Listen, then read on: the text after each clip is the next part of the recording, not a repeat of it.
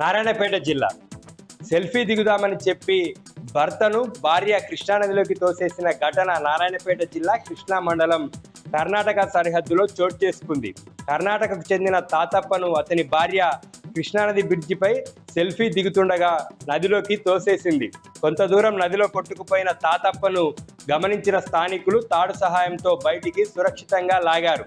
అయితే మద్యం మత్తులోనే భర్త నదిలో పడిపోయాడని భార్య చెప్తుండగా ప్రాణాలు తీయాలనే ఉద్దేశంతో నదిలోకి తోసేసిందని భర్త ఆరోపిస్తున్నాడు. జోగులాంబ గద్వాల జిల్లా ఐజ మున్సిపాలిటీ పుల్కల్ రోడ్లోని జయలక్ష్మి ఏజెన్సీస్లో భారీ చోరీ జరిగింది.